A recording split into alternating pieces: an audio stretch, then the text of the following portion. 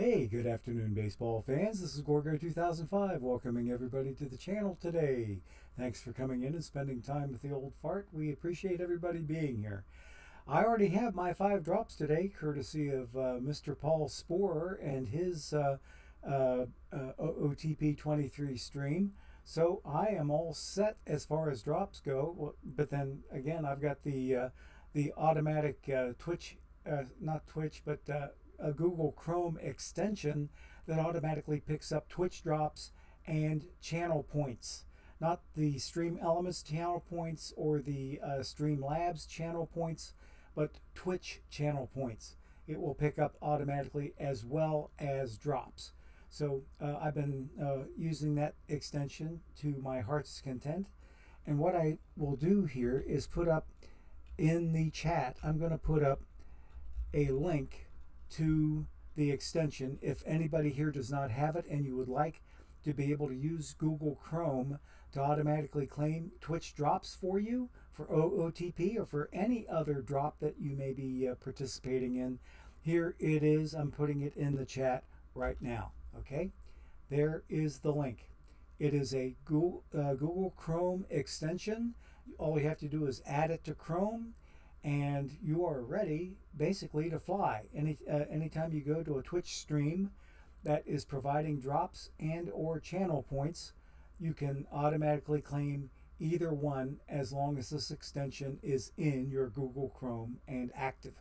Okay, so anyway, what we're going to be doing today, it's going to be kind of a free and easy day. I'm going to be looking at my 3 teams, and all 3 are in their postseason post-mortem stage. I had one team that did make the playoffs. That would be my second team, the Finneytown Wildcats, and they got swept in the wild card round, so they are no longer active, and we'll talk more about them later when we get to them. But I don't have a team picked yet to be the team of the week for the 1976 returning champion Reds to take on in the historical exhibition of the week. I don't have one picked, so I may just open it up and let chat decide, and the first one that comes in with a suggestion is the one that I'm going to take, provided they're a real team and provided that they did win a World Series that year, or doesn't necessarily have to be a World Series winning team, as long as they were, say, a favorite team of yours and you'd like to see how they fare against the 76 Reds. I think we'll go ahead and do that. So let's see, we have only 46 people so far in chat, so we'll have a pretty wide open and free and easy day today. We're not going to be too hard pressed to do too much too soon, and I probably will cut things off a little bit early today. We are still going to have our 25,000 perfect point giveaway at the end of the stream, however soon or however far away that comes along. But we're planning on maybe getting out a little early, because I'll tell you why. Papa got his early Christmas present that came in from Amazon today. I got, you already had heard me talk about doing stuff in my Instant Pot. I got a newer model of an Instant Pot, and one of my daughters, who does not have a pressure cooker or countertop pressure cooker, is going to inherit my old one, and my new one will do everything that the old one used to do, plus more things. It's got an air fryer lid on it that you can utilize. It's got 2 lids. There's a regular pressure cooking lid, and the other is an air fryer lid. So I'm going to be using the air fryer, I think, tonight once I wash everything out, and we're going to see what we can do to whip up something with the air fryer and see how that works. It's also got a sous vide function, so it can maintain a temperature for long periods of time with the water in there, which is how a sous vide works.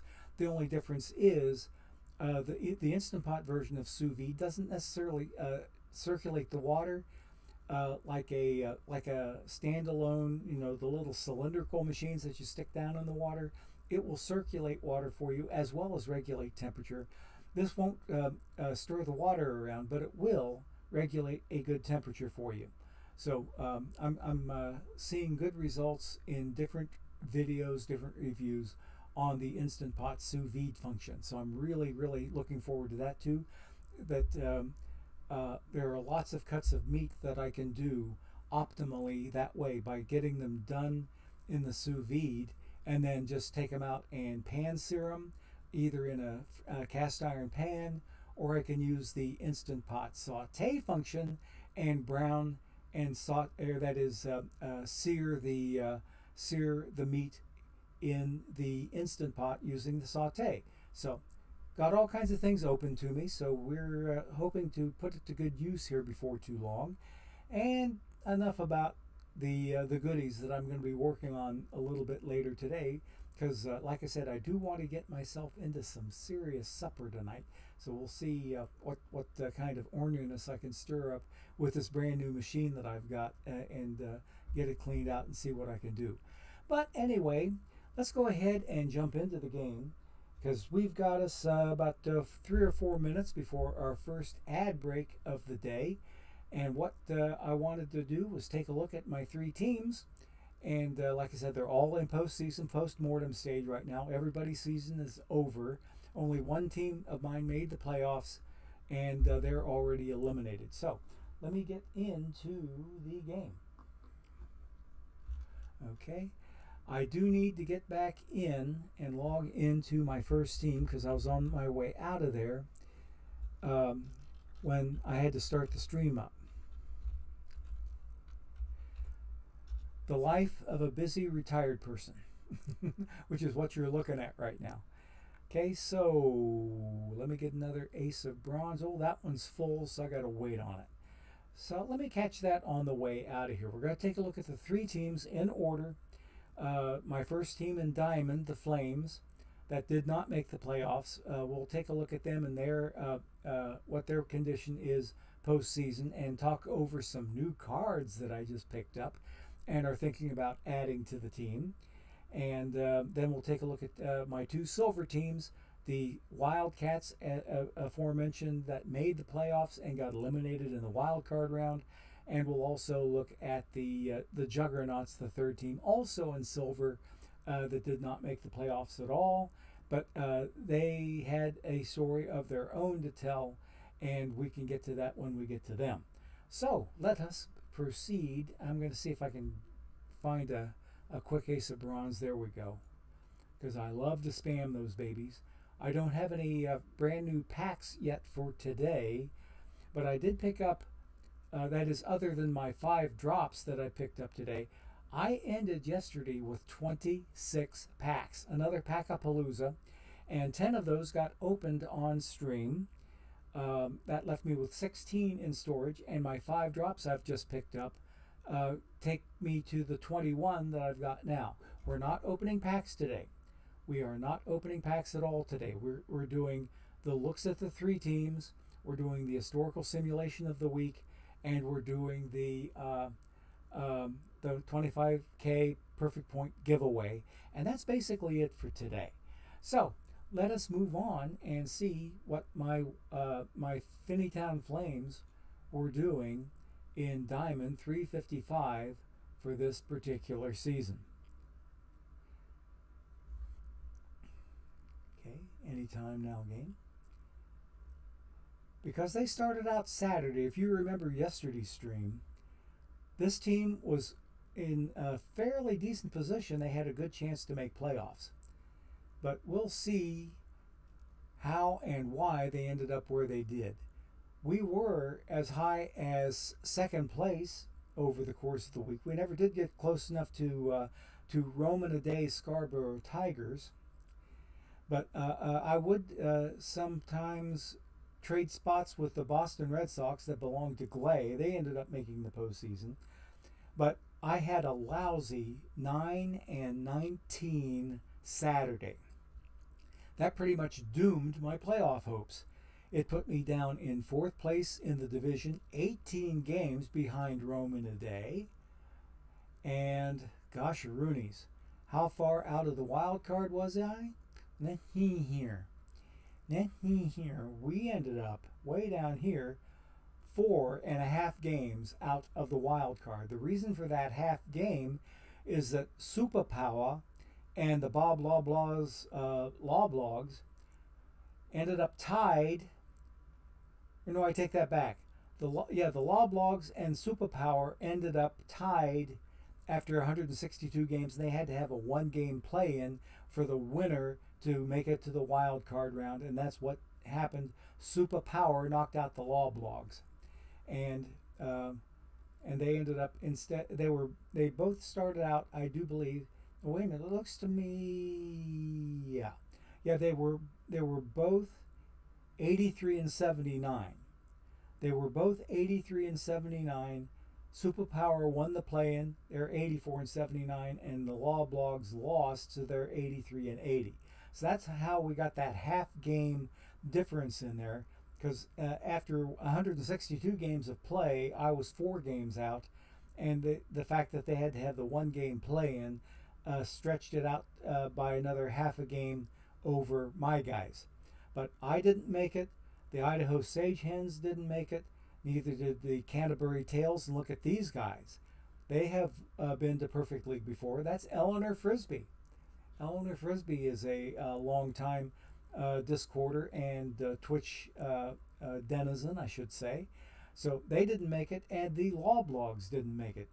I always have fun listening to Dishnet34 pronouncing that team's name. Bob Law Blogs. He's got him down pretty good. And the Law Blogs, look at this.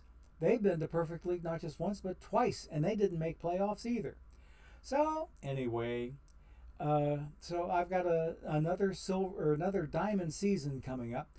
And if we look at the managerial record for my Flames here, you'll see that they have been in diamond for 1, 2, 3, 4, 5, 6, 7, 8, 9, 10, 11, 12, 13, 14, 15 seasons in a row.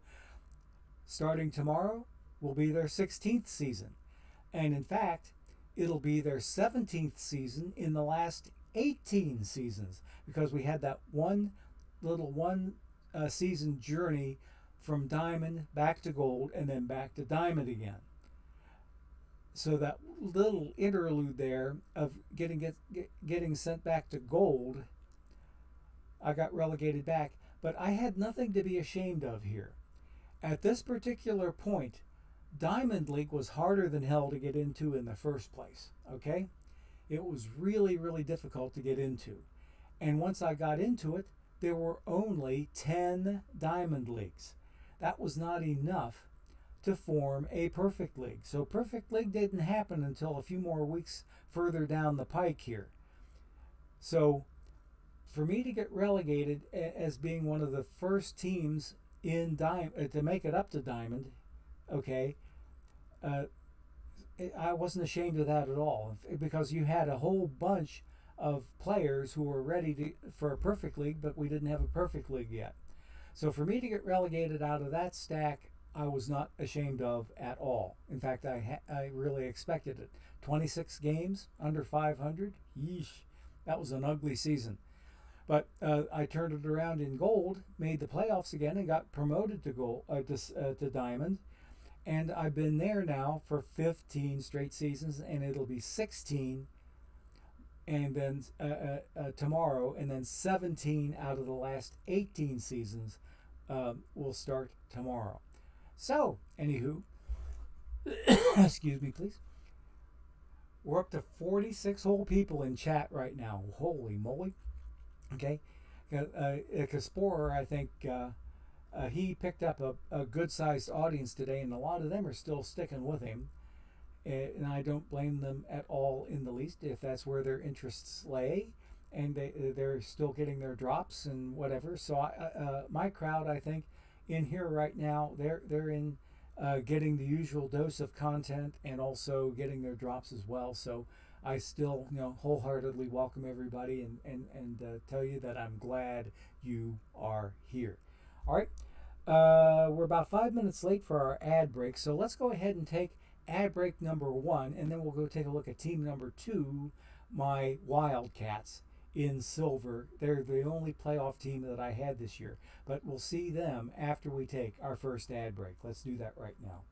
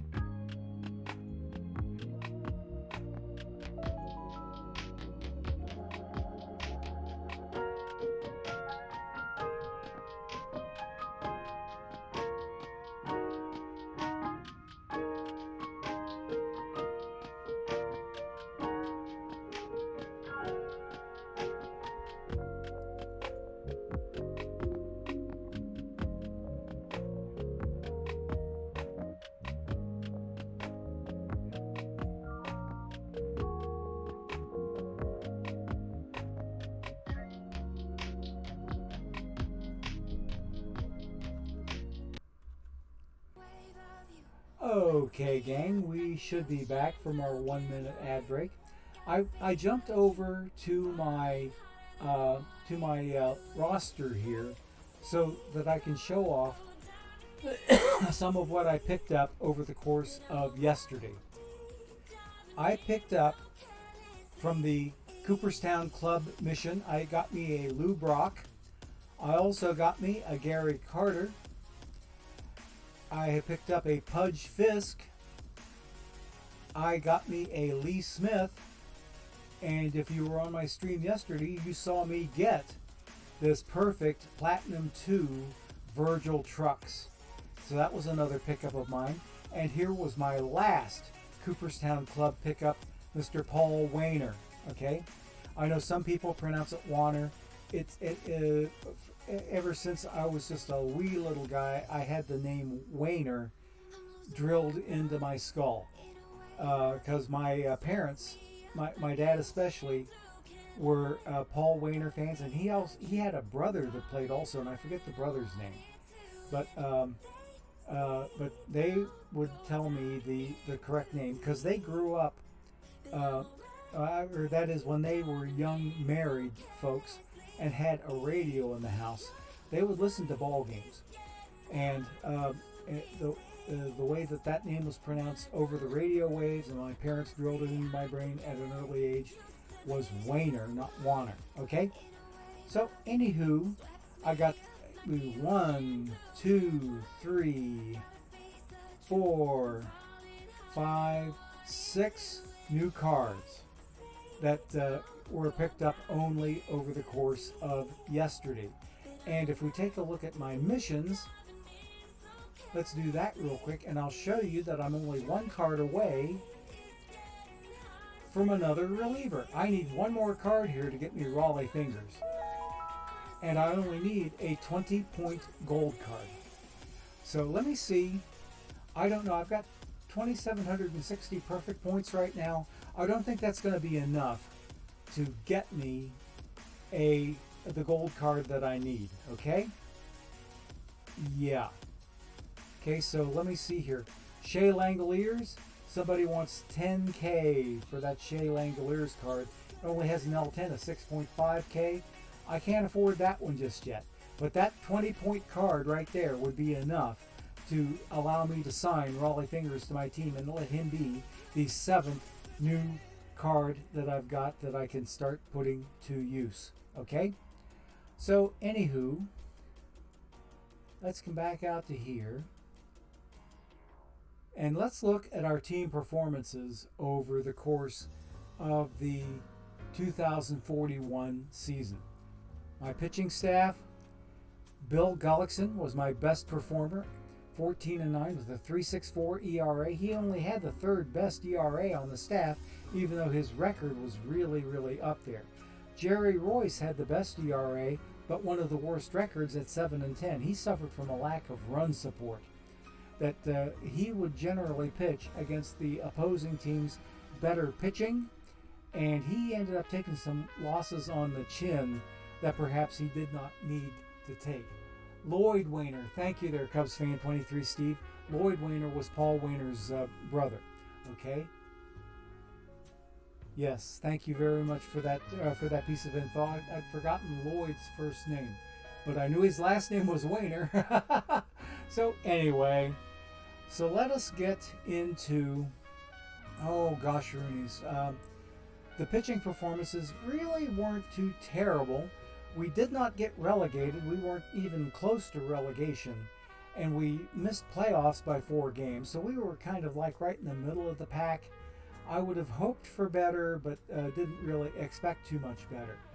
Our WAR that we only had one pitcher with a negative WAR, and that was Jim McCormick at -0.6. I had him in my middle relief role with that 5.55 ERA. That was the highest ERA on my entire pitching staff. I had some other pitchers that had 4+, like Mort Cooper here, Tug McGraw, Jonathan Papelbon, and then some of my starting staff. That would be like Mad Dog and BJR. They all had ERAs 4+. But some of my best pitching performances belong to Tex Hewson in long relief here, Vida Blue in middle relief, and Rob Nen in my stopper role. 2.96 ERA was the highest of those 3 that were sub 3, and they didn't do too badly. If I look at my team pitching numbers, you'll see that the bullpen fared, well, they kind of slipped a little bit. They were as high as 2nd in the conference in bullpen ERA, so they slipped a little bit. And my starters, they weren't horrible either. There were 9 other teams in the 15-team conference that were worse than them as far as ERA goes. We were not too good in FIP and not too good in pitching WAR. We were horrible in strikeouts. But we did really well with our defensive efficiency, and our zone rating was halfway decent too, and our errors were really good. So my defense was practically faultless, you might as well say, comparatively speaking. My bats could have used a little bit of help because we didn't have that much in the way of hot batting on this team. So you've seen the pitching. Let's take a look at the batting. My top batter, King Kelly up here, 297, okay? And Brooksy came in second at 292, and Sisler was tied with those two. I keep saying to George Sisler, I need to retire you, buddy, because you've been on my team forever. You're only a 96. But ever since I told him I've been wanting him to retire, he's been punching above his weight and doing really, really well. Oh, thank you for the kind words there, Sam Chap 2001. I enjoy bringing it to you. Thank you very much for the kind words. Very much appreciated.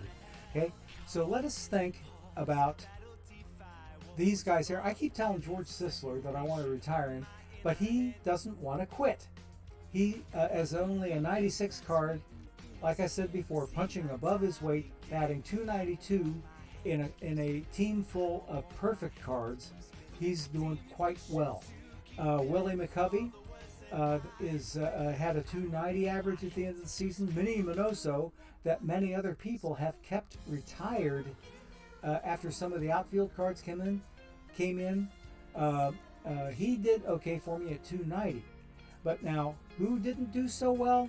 Pop Lloyd and Cal Ripken, my shortstop pair here, they sucked out loud. 215 and 214 here, yikes. They did not help me out at all. Now, the defense was okay. Their infield defense was fine. You saw my defensive numbers. They weren't too shabby. But these bats needed a whole lot of help. Little Joe Morgan didn't do too well either as far as that went. And get a load of this. Hammer and Hank Aaron was way, way off this season. Even though he did earn a 2020 reward for me, He had 26 home runs. No, I take that back. He did not get 20 stolen bases. I was looking at these other stolen bases around him, thinking one of them was him. No, he just missed by one stolen base of getting a 2020 reward. It was Hank Aaron on another one of my teams ended up getting a 2020. So that was a little bit of an off season there for Hank Aaron.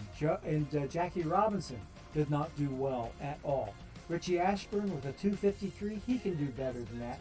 But 0.3 WAR is what he ended up with. Paul Hines, my better center fielder in more ways than one, had a 2.7 WAR, one of the team best.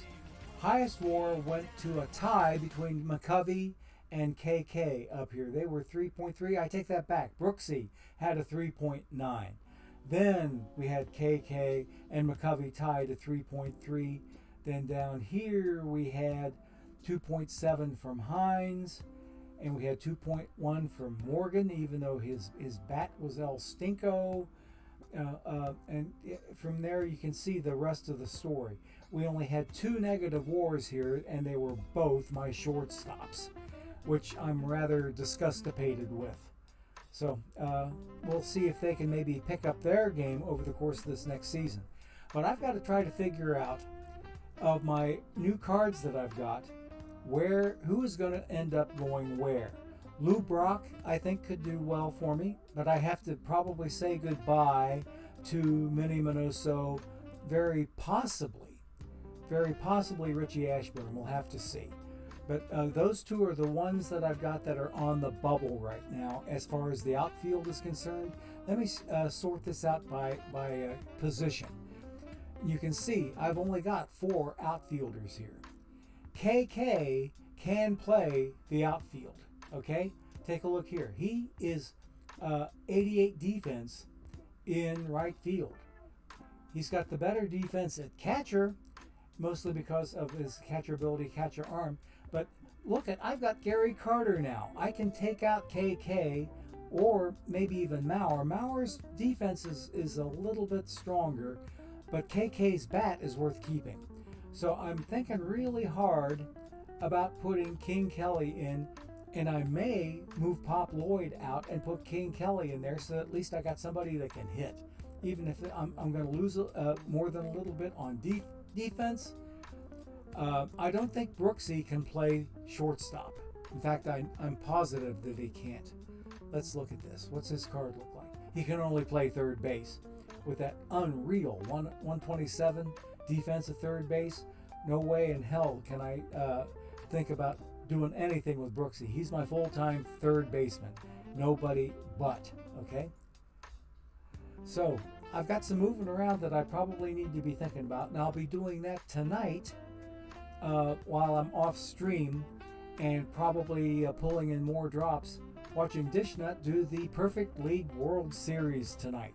So I want to hype that up. Be watching somewhere, say somewhere between 6 and 7 p.m. Eastern Time. That's about the time you want to start watching Dishnet, because it varies. It can be quite literally at any time in there. But if you start watching the OOTP official channel starting, say, sometime between 6 and 7, you're almost certainly going to catch him in there sometime. So I'm hyping up Dishnet with his evening stream that he'll do tonight, because you can get 5 more drops off the official channel starting this evening for the Perfect League World Series. That'll be, again, around 6 to 7 p.m. Eastern Time. Okay? So that's pretty much what we looked like on the offensive side. It wasn't a whole lot to write home about, but it really wasn't too bad either. Okay?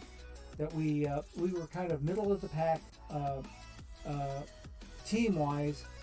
Batting-wise, we were lower tier. Pitching-wise, we were slightly upper tier. Okay? Or upper middle, we could even go so far as to say. So I'm in the process of, I've already picked up my 5 drops today. I've got all my tournaments spammed up, I believe. Let me take a real quick look here. Okay, my 32 tournament's been running for a while. I think I can stop a moment and take a look at this tournament and see how I'm looking. Like I said, we're not opening any packs today. We're going to save that for Wednesday of this coming week. We're looking at the 3 teams. We're going to run the historical simulation of the week, and we're going to do the giveaway, and that will probably do it. I will find somebody to raid into probably, and we're hoping to be able to find somebody that can give you drops as well, because I'm not quite expecting to make my full 2 hours today, because there again, I want to get to work on that new Instant Pot and the air fryer and the sous vide and all that happy horse. Okay, I love that bleep button. I can cuss all day long and do this and mother and do and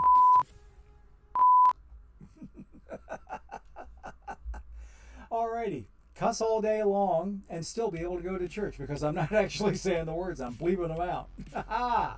If you believe that, I've got some land in northwest Arkansas I'd love to sell you. Okay, so yeah, we are looking good in round number 2 here. We are up 2 games to zip after taking a 4-2 series from these ghosts back here. The Murata Bruins, I see them a lot in my bronze tournaments. Crash SF Giants. Haven't heard from the SF Giants in some time, either in Discord or in Twitch. So I wonder if Crash SF Giants is still around someplace. I have no idea. He might be ghost shipping right now. I have no idea. So, anywho, that's who I'm playing right now in round number 2, and I currently hold a 2-0 lead. So let's go see how my playoff team did. My Finneytown Wildcats in silver, and we'll follow them backwards from their 2-game swept loss in the wild card round.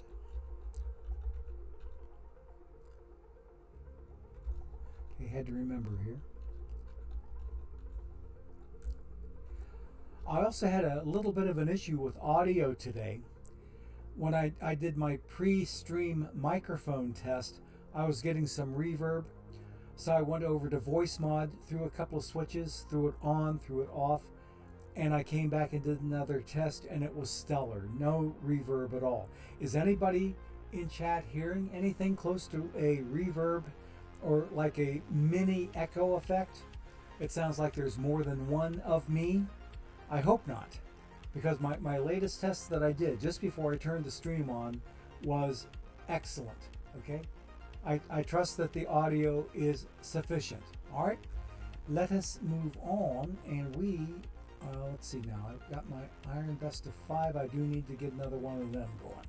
Let's do that. I should be fully spammed up on Iron Best of 5 now. Okay, good. All right, here are my Wildcats. Let's go take a look at them and see how they made the playoffs, let alone the fact that they lost. And we'll explain a thing or two about that loss, which makes it a little inexplicable, but then perfectly inexplicable.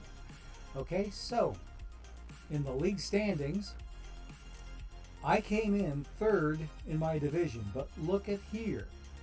I made the playoffs 32 games away from first place, because look at this insanity up here. 118-44. These St. Albert Saints just killed this Silver League. Absolutely killed it. So even if I had made it out of my playoff round with the Atlanta Braves, the chances of making it against the St. Albert Saints, who I would have played next, were between slim and none. But here's the crazy thing. Atlanta Braves swept me in the wild card round, 2 games to zip. And those 2 games took place in their park, so their park was probably juiced. I didn't really bother looking it up to see what their park factors were. But they did sweep me in 2, even though I won the season series against them 12 games to 7. I won 12 games to their 7, but they still swept me in the postseason round. Because, as you know, And I know postseason random number generator, or RNG.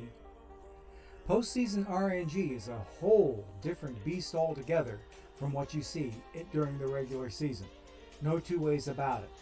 There's some little switch in there that the game throws, whether it's a momentum switch or this switch or that switch, but there's something that goes on in the postseason that allows wild card magic to happen. So if I take a look, before I go in and look at my individual performances on my team, I want to see how those Atlanta Braves did against the St. Albert Saints. I would not be surprised if the wild card team beat the 118 win team. So let's see how that looks. Postseason coverage, and we want the tree. Okay, I want the tree right here. Okay, and what do we have? Look at what they did. They done it.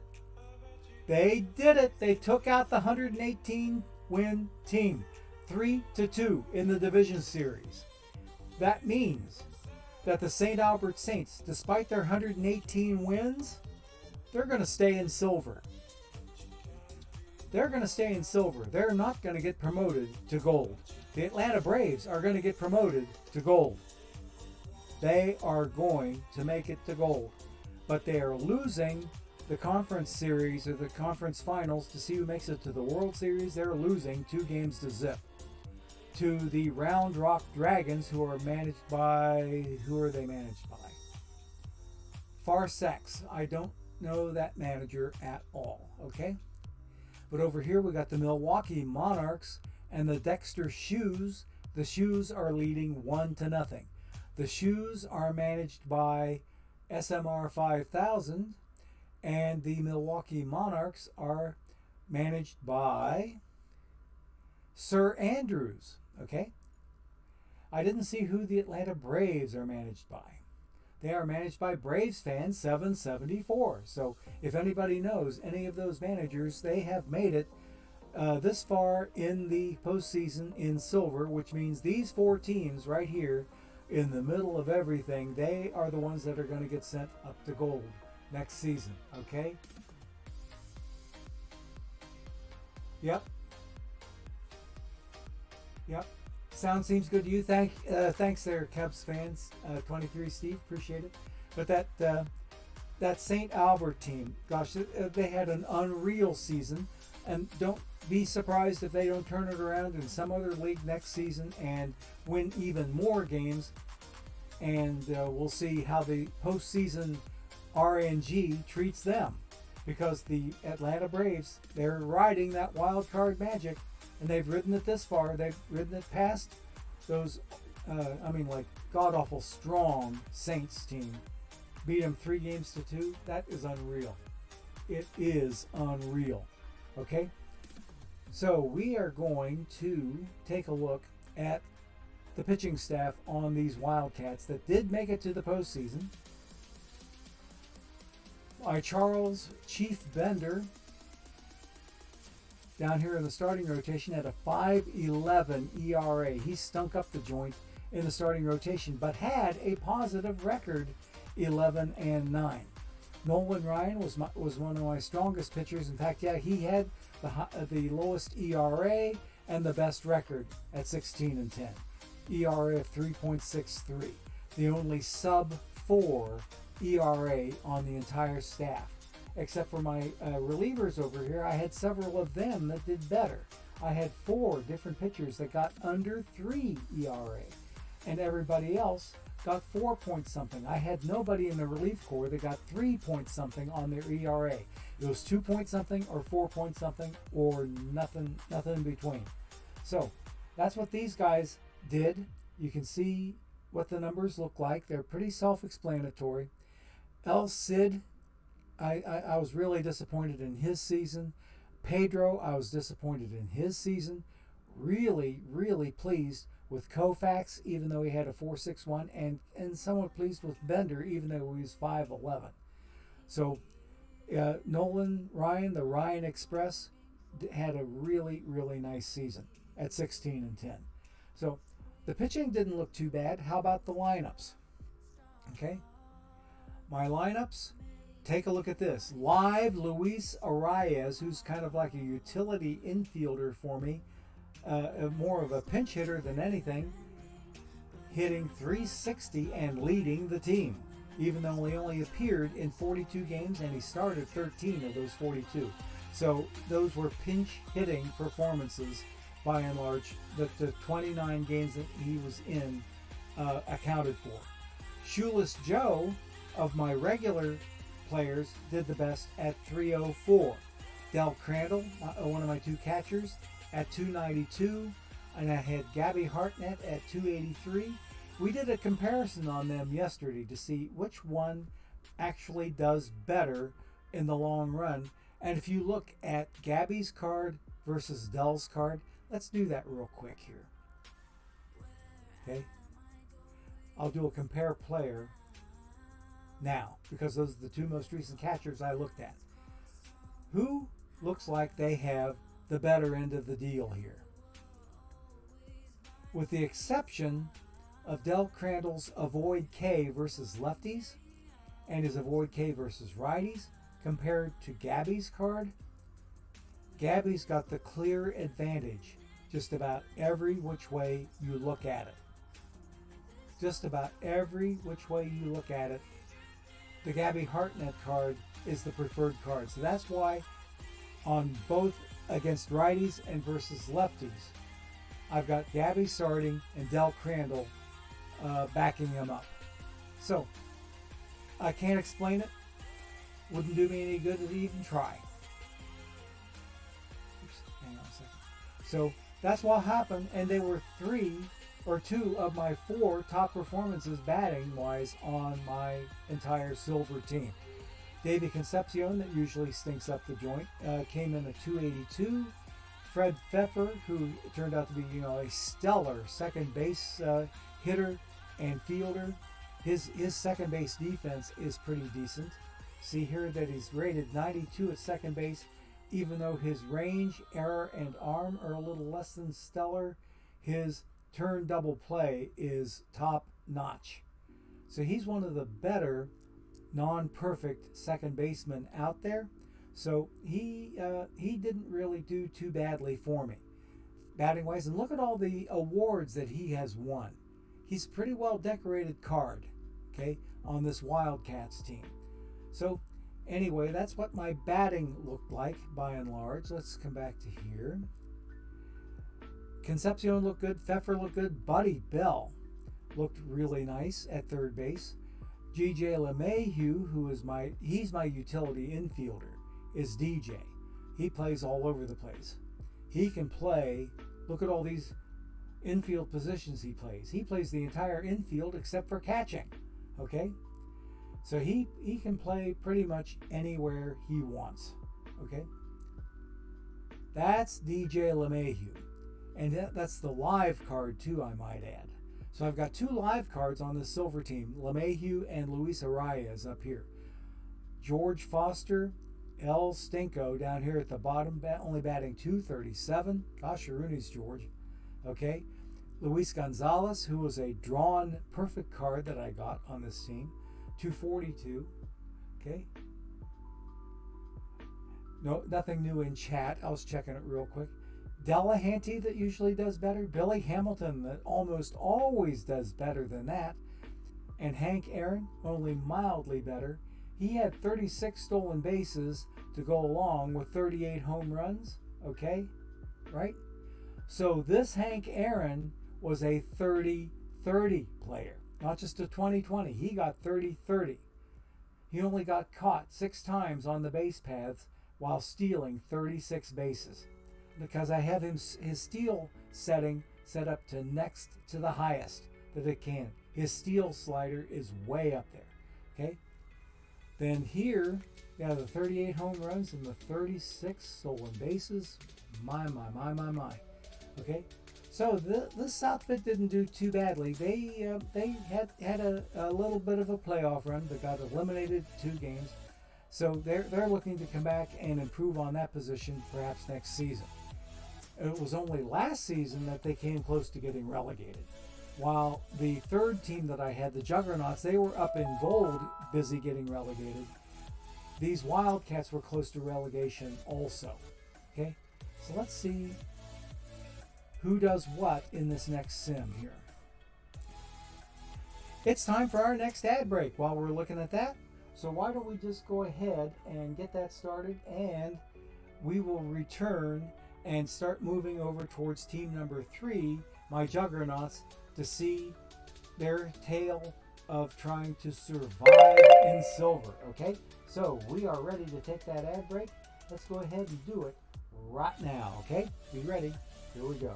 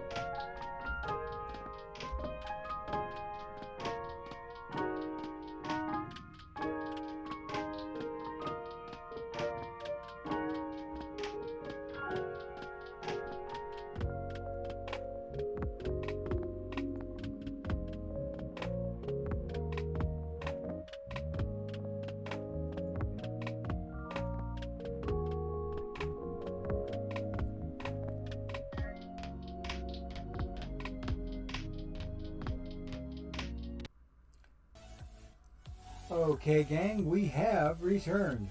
And on team number 3, my Juggernauts, I have to give myself an opportunity to pick up 4 more packs. I think what happened here was I may have gotten some postseason rewards, and I may have gotten a card or 2 or 3 sold. Let's see what we had in here.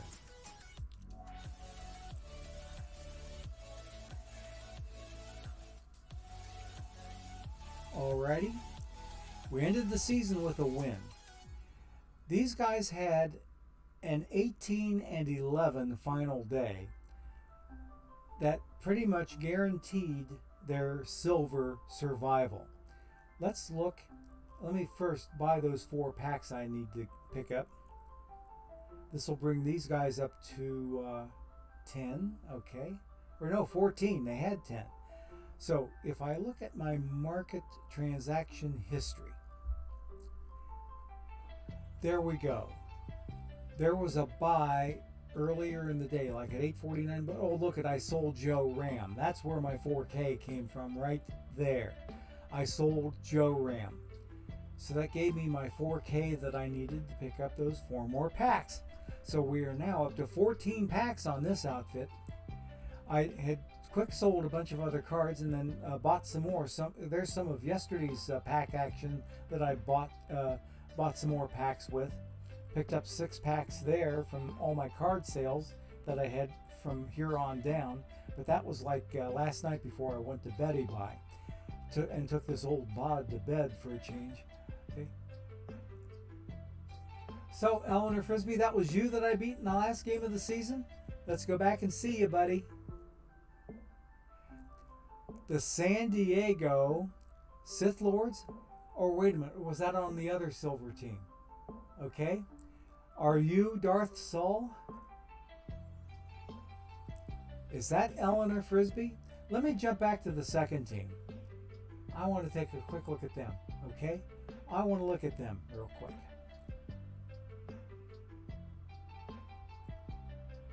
Let's log out of here.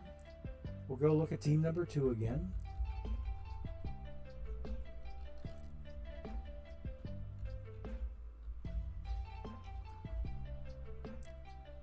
Okay, here we go. Did they win their last game of the season? Because quite frankly, I didn't pay attention.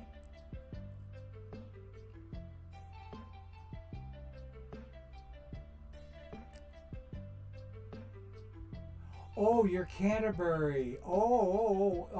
The Canterbury Tales in my Diamond team. Okay. It was my Diamond team that lost, that beat you guys in the last game of the season. Okay. Canterbury. I should have remembered that, Eleanor. I'm sorry I forgot it already. I did just flat out plain forgot. So let's jump back and see that real quick. And do that, because we have a lot of time to spend today.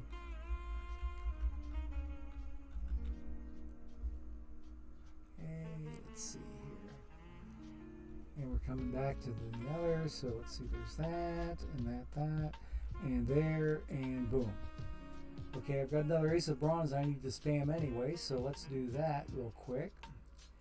And then we'll jump in and take a look at these guys. And Canterbury Tales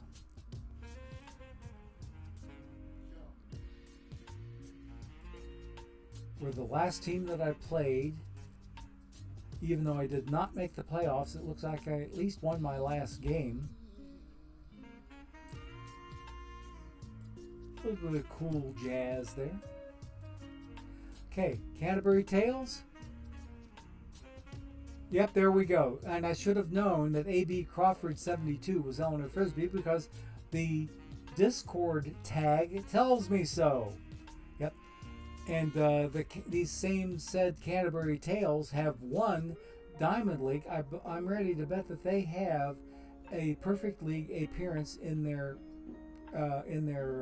pedigree, and there it is. So Eleanor Frisbee has been to Perfect League, but I managed to take a game off of him there at the end of the season. How did I do in that final series? Or how did Eleanor do in that final series? I ended up taking 2 of the 3 off of him in his ballpark, so that must have hurt. Sorry about that, buddy. GG's, and better luck next time is about all I can really say. But now it was a fun season in Diamond with these guys. This team went 9-19 on their last day of the season. Yesterday just plain sucked. Oops, I didn't want that. I did not want that. I want to get out of here and go back to team number 3.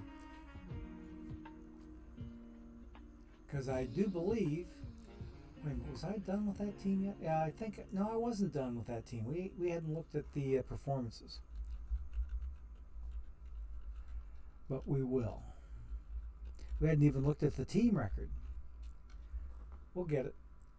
We will get it. Okay, I got some more to fill up that tournament. So let's go in. And we are looking. How do I find our season win-loss against each other? Here, I'll show you, Eleanor. I'm not in our league to show you, but here's how you find it. Okay? You go to League, the League tab up here. Then you go to Reports and Logs. Go to Reports and Logs. And then come over here and select League Report. And from Select League Report, you choose Team versus Team. And it shows you how you did, because the teams are in alphabetical order here now. You'll go and see how you did against other teams. Here's my Finneytown Juggernauts, my number 3 team. And how they did. They only had a winning record against one of their division mates, and that was the Chicago Parrots. We took 10 of 19. There is the Newark Eagles. Guess who those guys belong to? The Nicolino, OOTP guru that he is, and OOTP employee. The Nicolino, who's one of the tech wizards behind the stuff that happens in OOTPville. Those Newark Eagles belong to him. Okay? And he ended up winning 11 of our 19 matchups. So I think he and I were going to try to team up and try to meet and be in future leagues together. So I think we're going to be using the friend tag. And I can show you how to do that too for anybody that doesn't know how to change how the game picks out what league you're in. You can determine a certain degree of that. I can show you how here in just a bit, because I will be using it, because I only have one friend on this account, this number 3 account of mine, Gorgo 2005 3. The only friend that this account has is the Nicolino. So if I go to, where is it? I want the OOTP settings. Wrong settings. Sorry about that. I want to go to, let me see here. Let's go to the missions, and then there's profile and settings over here. Okay, now here is where general perfect team settings. Okay, so I'm going to say, instead of letting my league assignment be to a random league of whatever league I've qualified for the following season, I don't want it to be random. I don't want to stay put in the same league. I'm going to say use my friends list. Okay? So, and I'm also supposed to hit the submit button so that it makes this change stick. Okay? So I'm telling it now to use the friends list, and the only people that I have on this team's friends list, I have to go to the universe and then go to managers and rankings. There's Nicolino right there. See? He has 0 tournament wins. He has 1 World Series trophy with his Newark Eagles. But there, I've got him in there as a friend. If I say show only my friends and then take Nicolino out of the picture, I get the same look. I get the exact same look because he's the only friend that this account has in the whole wide world. They're very lonesome. But if you believe that, yeah. Okay. So does that make sense, Eleanor? That's how you go and get your team versus team stuff. The league tab, reports and logs, then select league report, team versus team. Okay? That's how you do that. Because the game, being statistics driven as it is, can keep something as mundane as that. Okay? And I'm cool that I was able to, I thought it was cool I was able to give you what you needed there. Okay? So, excellent. Okay, so Nicolino and I are going to be getting together in a Silver League sometime next year, because he didn't get promoted, I didn't get promoted, he didn't get relegated, I didn't get relegated. Here's why we didn't get relegated. We're taking a look at these standings, not the playoff tree. Okay, and I want standings. Here we go. So I ended up over here. I was in the American Conference. He ended up a little bit below me by 1 game. He ended up 76 and 86. That's Nicolino down there. Okay. Then here I am up here with my Juggernauts, my number 3 team.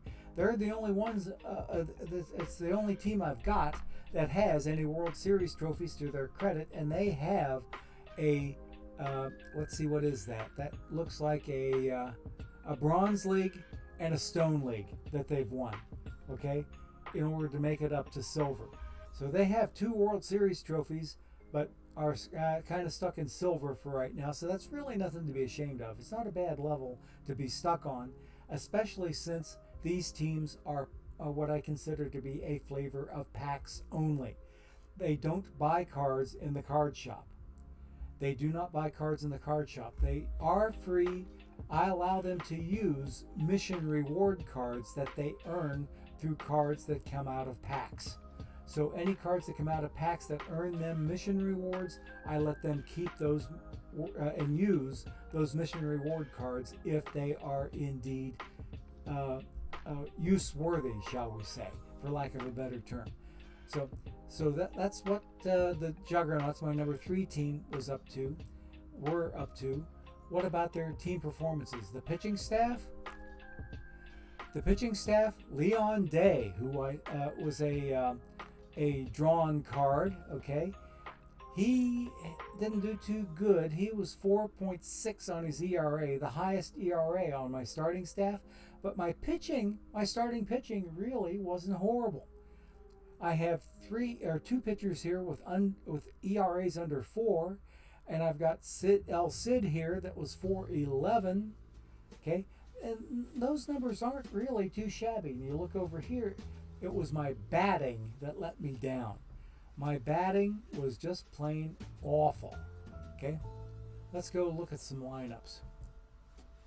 With the exception of Chicken Wolf, he won a batting title. for my team. He got me a nice little 1K achievement for winning the conference batting title. But Mule Suttles, yeah, you see here, a whole lot of really not much going on here. So anyway, you can see it was not as good as it should have been. Maybe I should take back that downright awful and say, nah, they just didn't play up to their potential, let's say. Okay, another sim coming in. And then after we're done looking at all this stuff, we are going to see what is going on with the Wildcats, because we're 10 minutes away from the next ad break. And what I want to be able to do is to get that historical simulation going. And if anybody can give me, I will take the very, very first suggestion that is a reasonable suggestion. Who do you want to see the 1976 Reds play? Okay, chat? Go to it. Have at it. The first one I see is the one I'll use. So fast fingers will win the race. Go ahead and go for it. Who's my historical simulation going to be against with the 1976 World Series winning Reds? Okay? Who do you want to see? If you don't pick one, I'll pick one. And heaven only knows who I'm going to end up with. I might just roll some dice and have it pick me a team. Okay? Nope. Okay? The 1996 Yankees. Okay, Eleanor Frisbee wins the race. And that's who my 76 Reds are going to play, is the 20-year later version of their 76 opponent that they swept in 4 games. Okay? Yeah, Mr. W. Norris, you're just a little bit too late. And same thing with D. Dempsey. Eleanor Frisbee won the race. His 1996 Yankees are going to be our opponent of the week. So let us go. And I need to get out of here. I can't really spam too much more with my number 3 team. I like to run the historical exhibitions out of the first team. For whatever reason, I couldn't really tell you. Okay, so I'm still spammed up here. What is that 32 tournament looking like? Because the last I was looking there, I was ahead 2-0 in round number 2. So I'm hoping for some decent numbers coming out of here. With a little luck, maybe I'm through round 2 and into round 3. And 1 round shy of earning some packs. Okay? Ooh! So far, I'm in the process of getting reverse swept by those Murata Bruins. I was up 2-0. I'm down 3-2. Ouch. Ouch and more ouch. Okay, so let's get out of here. And let's get that simulation going. 1996 Yankees. Okay? This one looks like it's going to be a little bit of fun. So, let's go ahead and pick them up here. We are going to say the power years, 93 to 2004. The year we're going to pick is 1996, and we're going to pick the New York Yankees right there. They were 92 and 70. Not a bad record. Not too bad. Not too bad. The Yankees won their first World Series in 18 years, beating the Braves in 6 games. John Wetland won the World Series MVP award, earning saves in all 4 victories. Pat Henkin, went 20 and 10, edged out Andy Pettitte for the AL Cy Young Award in one of the closest votes in league history. Atlanta pitcher John Smoltz easily won the Cy Young in the National League with a 24-8 record and a 2.94 ERA, 276 Ks. Texas outfielder Juan Gonzalez and San Diego third baseman Ken Caminiti were the MVPs in their respective leagues. Okay, so we are ready to just about get started here. I want the baseball boom for these guys, and we're going to take 1976, and we're going to choose the Cincinnati Reds that went 102 and 60. We're going to choose the 1976 settings. We're going to take the end of season rosters. we're going to have the 25-player roster limit, and we're going to have injuries turned off, okay? No injuries are turned on.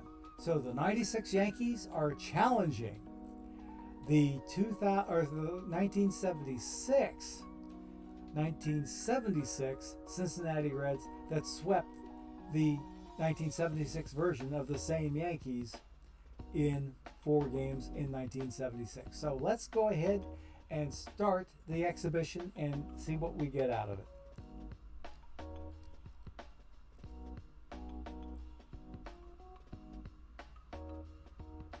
Hey, Lud, good to see you, bud. Good to see you. Welcome to the craziness.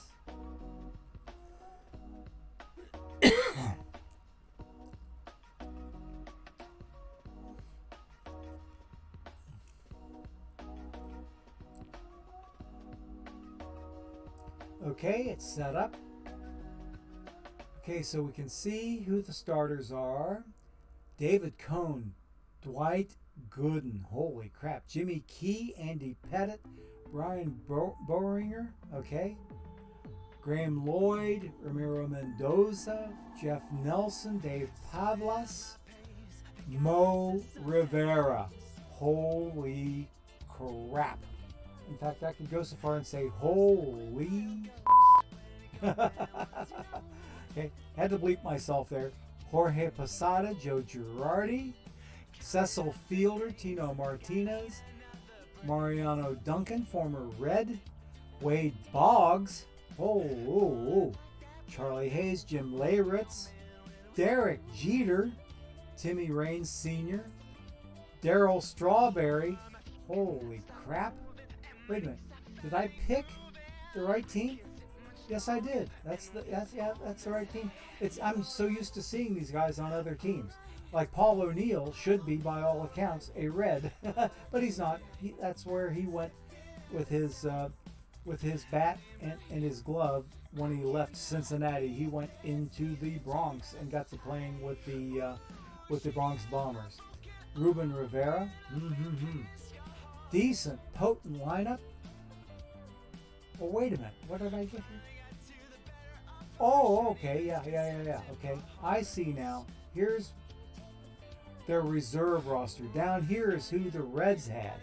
Reds had Gullett, they had Nolan, they had Freddie Norman, who was the MVP of the last World Series that we played, because he had 2 shutout starting appearances and did not allow a single earned run in those 2 starting appearances. Easy choice for the MVP of that World Series. And Jack Bellingham, good grief. Rubber Arm Pedro Borbone, Pat Darcy, Joe Henderson, Will McEnany, Manny Sarmiento, Raleigh Eastwick. Holy moly. This is one heck of a matchup. Let's go ahead then, and we are going to go ahead and start to play ball. So the first game is going to be in Riverfront Stadium, okay? Riverfront Stadium. This was before Great American Ballpark was open to the public. So Riverfront Stadium, the Cement Donut, is where this first series, the first 2 games will be played. So we're going to simulate here and see who comes out on top in game number 1. But before we do that,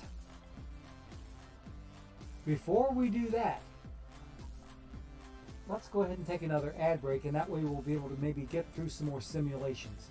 So let's do an ad break, and then half an hour later will be our last ad break, and that's the final one of the day, and we'll see how much we can get done today with the simulation. Okay, here we go. Ad break number 3.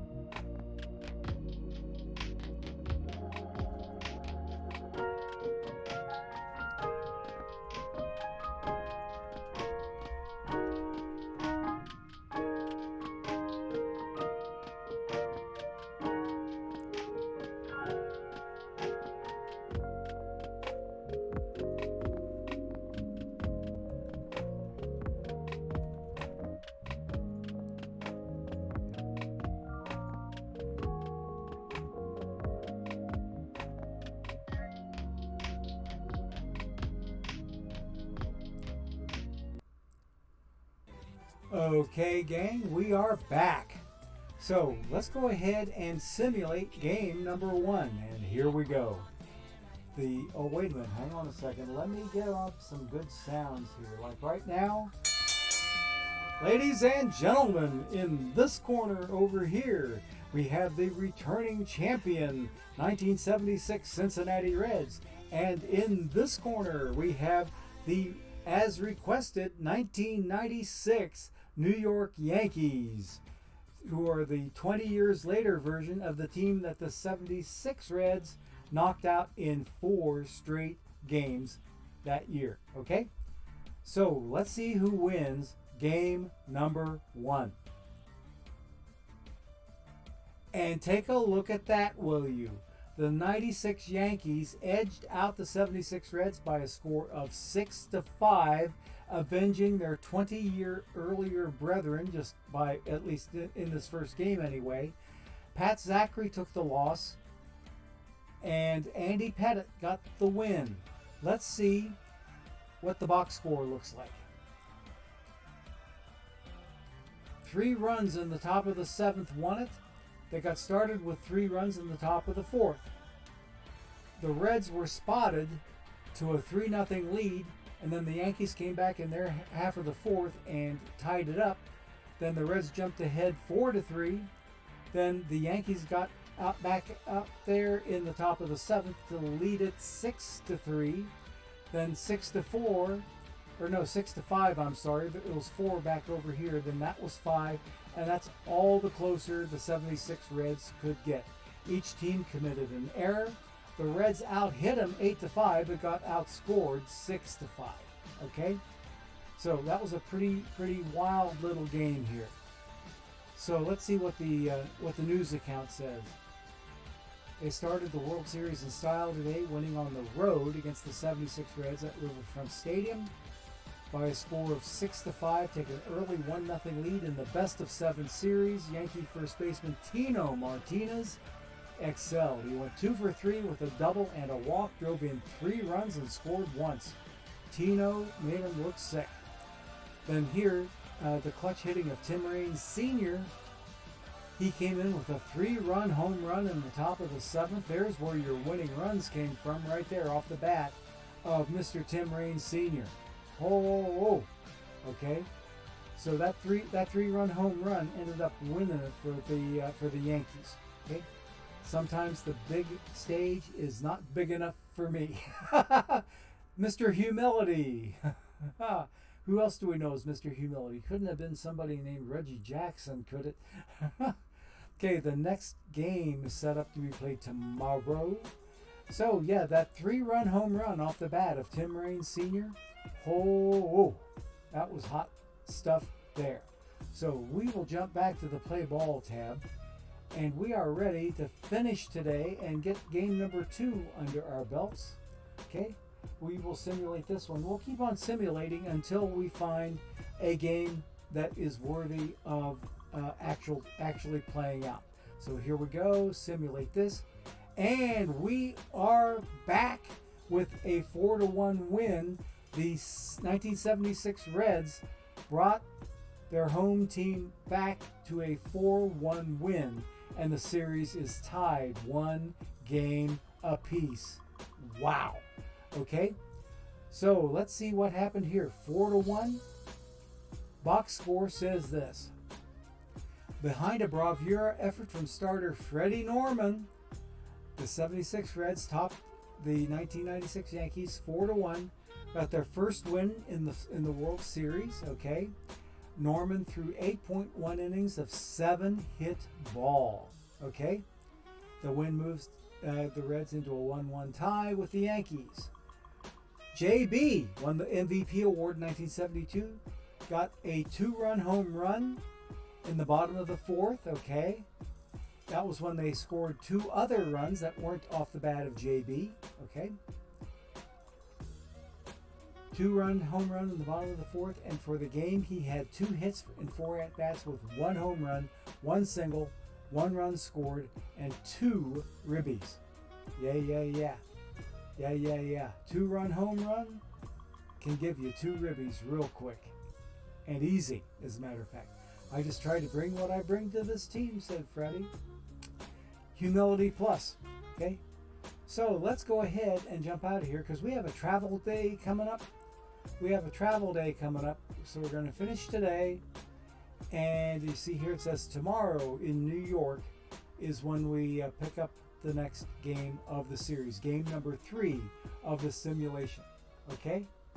So, okay? Game number 3 belongs to... Wait a minute, hang on a second. We got to finish today. Now we get to play game number 3. Okay, you ready? Here we go. We're going to simulate game number 3 and the 96 Yanks 5-2. Okay? They rallied past the Reds to claim a 2-1 series lead. Let's look at the box score. Okay? When the games really matter, the 96 Yankees put on their best show, beating the 76 Reds. Final score 5-2. Tino Martinez, this guy's bucking for an MVP award. Went 2 for 4 with a home run while adding 4 ribbies and scoring once. So they now lead the series 2-1 in this best of 7. Okay? All right. Take a look at that. Martinez hit a changeup from Raleigh Eastwood for a 3-run shot. Yikes. Yikes and more yikes. 3 runs off one swing of the bat. You know, doesn't come any easier than that. So, and they also got the walk-off. Okay?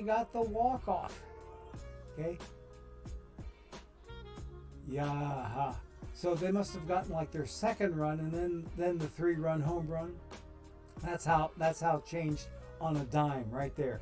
The game was in the Reds' favor, then they got the tying run across, and then Martinez hits the 3-run home run, and we are sunk. That is, my Reds are sunk. The Yankees aren't looking too bad. They're up 2-1 after 3 in this simulated World Series. So let's get out of here, come back and finish the day, and we'll simulate game number 4, which is still in Yankee Stadium. That it would be the old Yankee Stadium in the Bronx. Okay, here we go. Uh-oh! The 96 Yanks are on the verge of completing this season. Okay, with a World Series win over my 76 Reds. They won game number 4 in Yankee Stadium 7-6. And we have enough time left over. We're going to try playing the next game because that one's going to be of consequence. Okay, we're going to take a look at the box score here. 7-6. So the Reds tried to come back and make a game of it, but they could only score 3 in the top of the 9th, and they ended up losing by a run.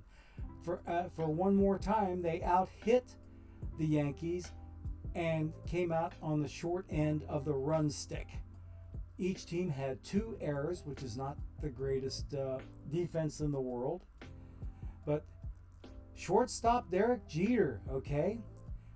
Mariano Duncan came in with a 2-run single. Okay, looking good. Jeter went 3 for 4 with 3 singles and a walk for the Yanks. They now lead the series 3-1.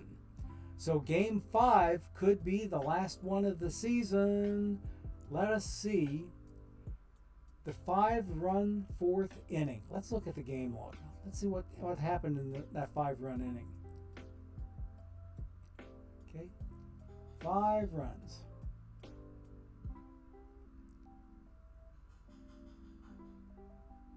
Is that it? That's the one. Oh, wait a minute. No, it isn't. The Reds were spotted to that 3-0 lead. Here we go. Now the Yanks are getting their runs. Yeah, they jumped ahead 5-3 and never looked back after that.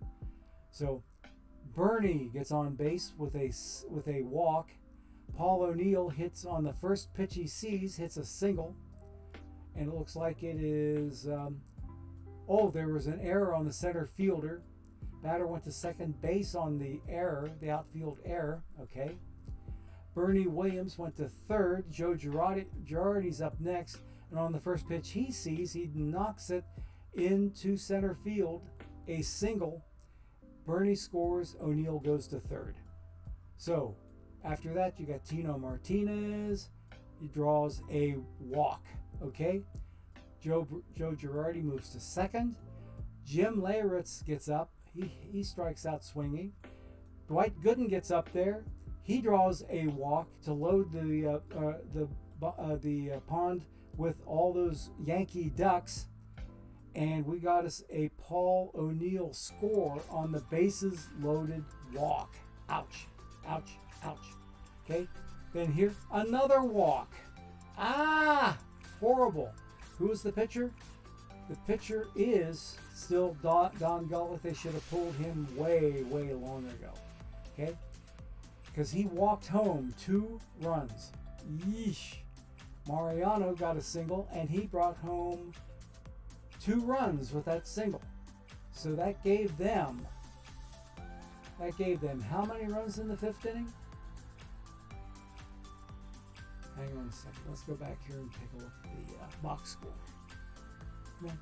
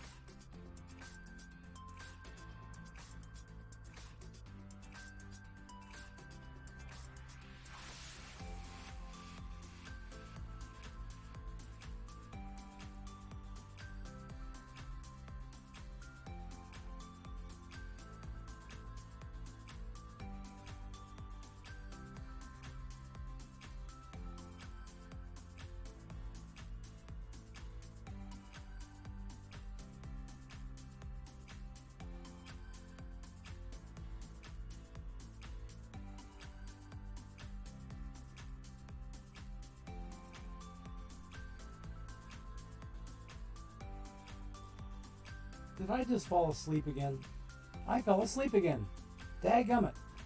I need to start getting better sleep at night. Let's go again. Let's get this going. That's embarrassing when I do that. I hate it. I hate it. I hate it. I hate it. Dropped off for about a minute. Let's go ahead and take a look at that one inning that looked the best for the Yankees. Okay? I'm coming back to here. Okay? 7-6. Did they walk it off? That's the first time I've done that in months. Because I am really exhausted. I had a lot to do earlier today, and I got through that, and I got through lunch, and I got in here and got busy and started falling asleep talking about the game. So I hate when that happens. Okay. We had us 3 runs that came up shy there. We got spotted to a 3-0 lead. 5 runs in the bottom of the 4th. I was looking at the bottom of the 4th. That's where I lost track. Okay? Let's go hit that game log again. Okay? Eleanor Frisbee doesn't mind seeing it again. I know that. Okay, so here we go. Top of the 4th isn't going to do it for me. We got some Reds action there that doesn't excite me as much as this 5-run inning that the Yankees had. They had all those walks that scored all those runs. Because look at, one got forced in. Another one got forced in. Down here, a single brings home 2 more Yankees. Holy moly. So that's when we brought in Sarmiento, and they did a double switch. Sarmiento came in, and Dan Driesen went to first base. And now we got Bernie Williams up there. And he hit into a fielder's choice to end the inning. But that 4th inning really did the Reds in.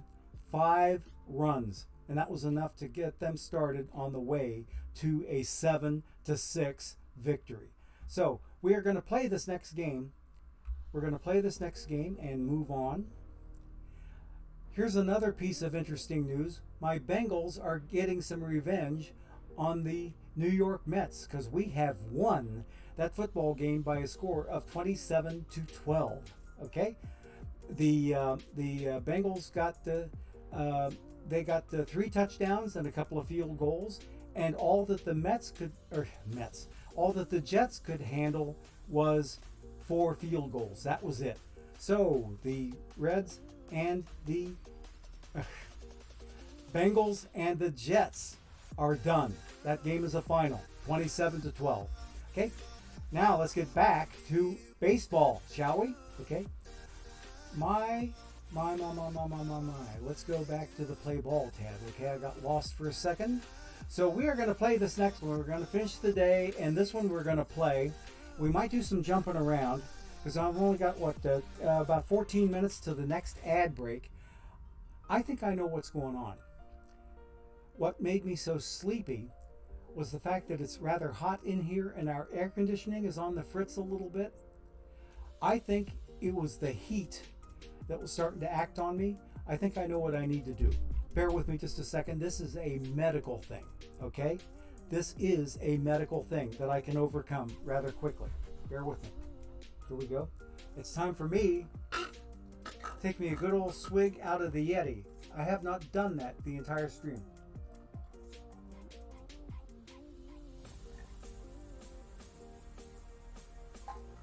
That's exactly what I needed. That's exactly what I need.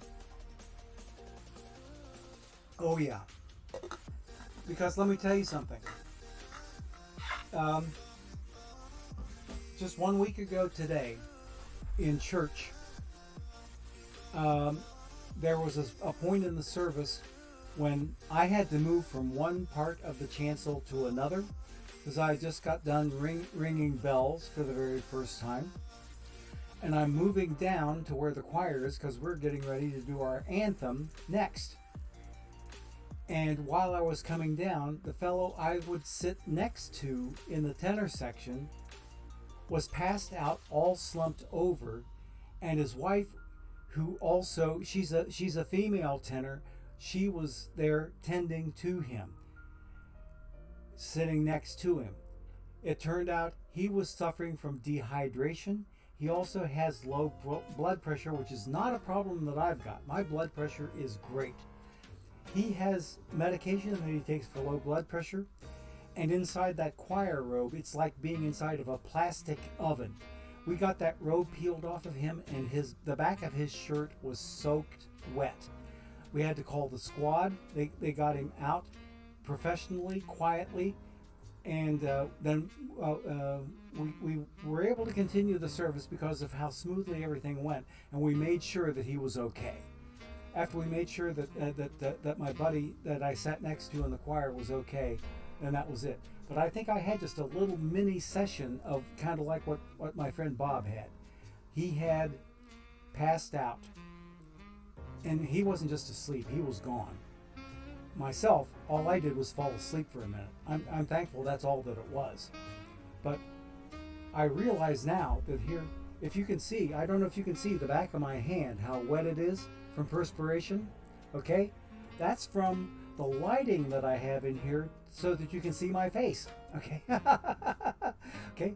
So anyway, not to get too terribly bogged down in details, but I guess I should have figured out that was going to happen sooner or later with our air conditioning on the fritz, and we're waiting on a new blower motor to come in. Okay? So yeah, we're hoping to get that blower motor in very, very soon and get everything fixed. All right, right now we're kind of limping along. All right, we are ready to play game number 5 and see how the Yankees do against the 76 Reds. Okay, Eleanor, are you ready? Eleanor's sleeping too? There you go. All righty. Okay. Yeah, I can see now what you're saying there, Eleanor Frisbee, that, yeah, they batted Mariano Duncan third, okay? And that was after he played for the Reds. He left the Reds and went to the Yankees and did really great for you guys, okay? So we are going to play this with computer being in charge of the whole thing, and we will start the game. Let's go ahead and get her going here.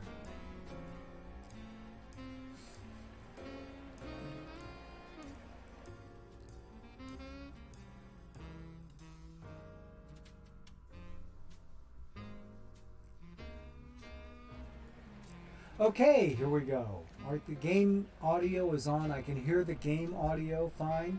I still hear the music in the background. We are looking good. Okay, so first batter up will be Junior Griffey's daddy, Ken Sr., up at the plate. The Reds right fielder, I'm sorry. He's their starting right fielder, and he is up righty on lefty action. Oh, so I'm sorry, lefty on lefty. This is Pettit, not the other guy. So we've got lefty on lefty action here. And the first man up, Ken Griffey Sr., and here he is up with a full count. What does he do? After they go through all the text up here, Griffey was batting, and he draws a walk on a full count. So the leadoff walk puts Ken Griffey Sr. on first base, nobody out, and let's move on to Pete Rose. Peter Edward Rose, graduate of Cincinnati Western Hills High School, with Ken Griffey Sr. on first base and nobody out. Okay, and he was batting .323, 3-1 count, and he draws a walk. What's going on with Pettit? He's wild today for starters. So he puts the first two men aboard for the 76 Reds, and let's go ahead and move on. And let's get little Joe Morgan up at the plate. Man at first and second, still nobody out. They have gotten on by virtue of two walks straight from Andy Pettit's arm. Okay? And now on the first pitch he sees, the ball gets through the catcher, and the runners both advance. Griffey is now on third. Rose is on first. Still nobody out. And we still have little Joe Morgan now with one ball up at the plate. And he is going to be going now with a full count of his own. And he struck out swinging. He smoked him. Okay? Swung on and missed. So Andy Pettit is trying to come back from walking the first two people and throwing a wild pitch to move them up. So second and third base now with only one out. But we have the cleanup batter coming up to the plate, and that would be George Foster. He's the left fielder, okay? So Foster on the first pitch he sees, hits it through the infield into left, and we get a two-run single off the bat of George Foster, and the Reds from 1976 are leading 2 to nothing. What happened to my graphics? My graphics kind of went bonkers on me. Okay, there we go. Now we're back. Okay, so we have George Foster sitting on second base. He took second on the throw from left field to home. So Foster's now in second. Still only one man out. Let's go. Okay, I'm rooting for my Reds there, Eleanor, okay? Okay, Tony Perez, Doggy Perez hits a single himself. He gets up there, and then what happens here? He knocks home Foster from second base with a run-scoring single, and the Reds are increasing their lead now 3-0. And like Perez is one of the Reds' RBI kings from that particular era, just knocked in one of his own here. So let's move on. Perez is on first base, and it's still only one out. Andy Pettit is struggling against these guys. He's struggling hard. Okay?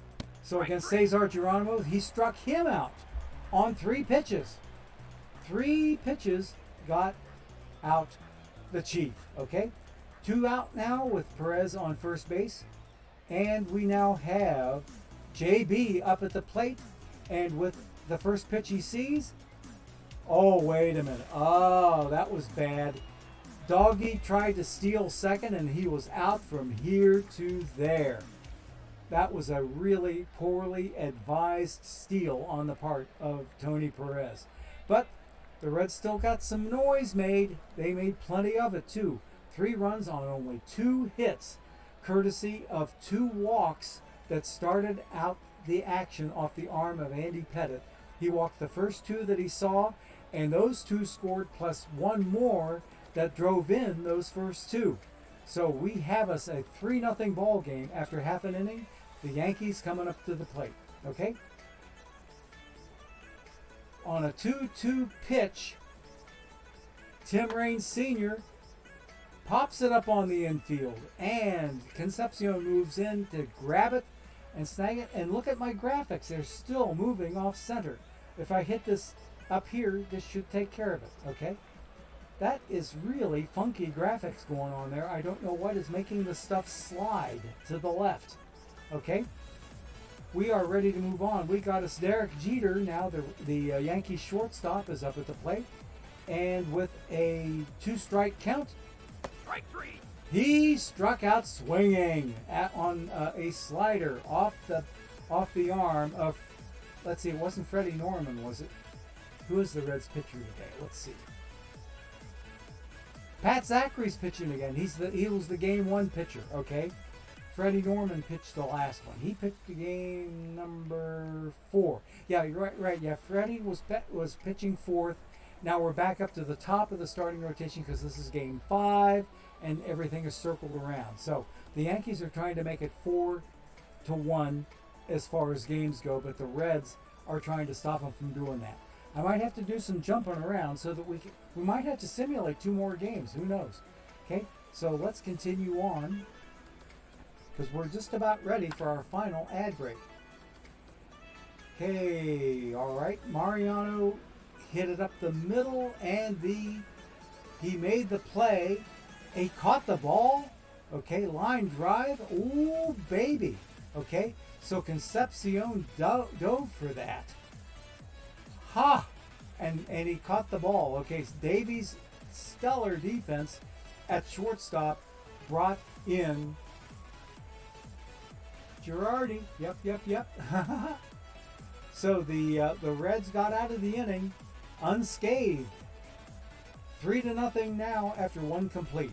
So let's move on. I'm going to jump ahead a little bit for the sake of expediency. We're going to jump ahead to the 6th inning, okay? I am going to move ahead to the 6th. And look what we got. We have us a 6-4 ball game. My Reds are still ahead, but we are going to go ahead and play the 6th, okay? Instead of jumping ahead, I'm going to go ahead and play this inning, and we're about ready to do our final ad break. In fact, let's go ahead and do that. I've only got 1 minute left here. Concepcion flied it out to O'Neill. Let's go ahead and do an ad break now. This is the final one of the day. Here we go.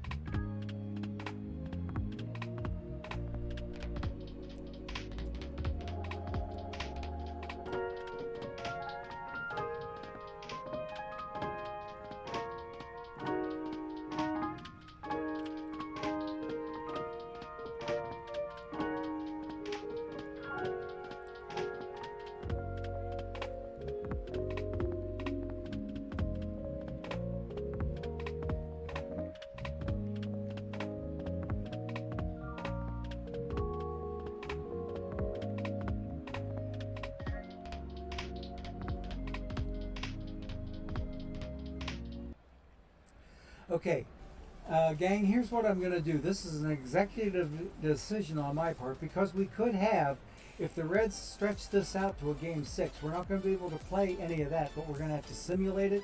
And we only have 20 minutes left in the stream, and I want to take the last 10 minutes to do my perfect point giveaway. So we'll go ahead and jump to the 9th inning and see if the Yankees can make any noise at all here. Okay?